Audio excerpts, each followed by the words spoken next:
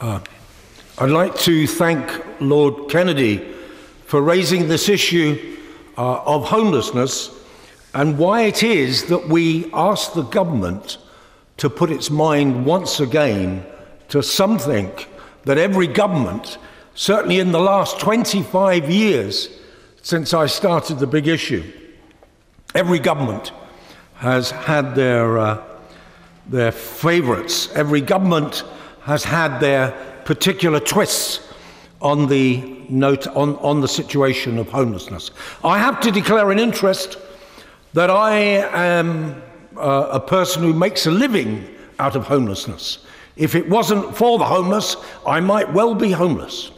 And the reason for that is because 25 years ago, I started something to help the thousands, absolute thousands of homeless people who were sleeping in the West End of London. We are not back there. If you listen to the politicians of today in the opposition, you'd think that we'd arrived there already.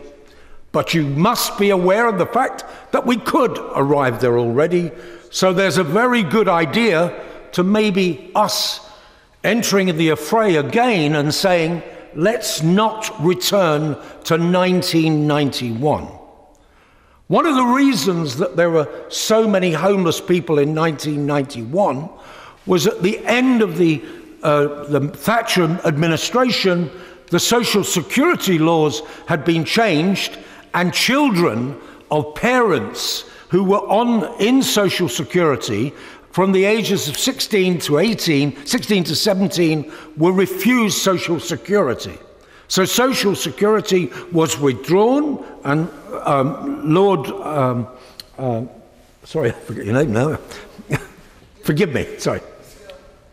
Lord Young, sorry, forgive me. When Lord Young was Sir George Young, he remembers the fact that at that particular time, there were thousands of young people filling our streets. And it was because of a change in government policy.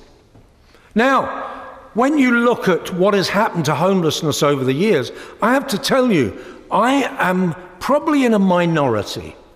I don't believe governments are capable of making major changes by one policy followed by another policy followed by another policy. I think in a way it is avoiding the major issue. And the major issue in Britain today is the fact that we fail 30% of our children in school. And these 30% of our children become 70 to 80% of our prison population, and they become 60, 70, 80% of the people on social security. And what you get is a situation where families are broken, where our children are not given places of safety, where social security is not used as a place of security. So what actually happens is you produce another generation of people who become homeless. Lord Cashman says that we could all be homeless. We could be. But the chances are that if you have failed at school, that if your parents are on social security, that if you live in a council flat on social security, that you are more likely not to go to the university. In fact, you will have to rely on the university of the streets or the university of the social security office. The people I have worked with over the last 25 years, with some notable exceptions, like the man who went to school with Prince Charles, most of those people, 95% of them, come from the same social background as those people who were failed in school. So after 25 years of the big issue, I have come into the House of Lords to help to dismantle poverty, not to make the poor comfortable, not to parry with the government over this, that and the other.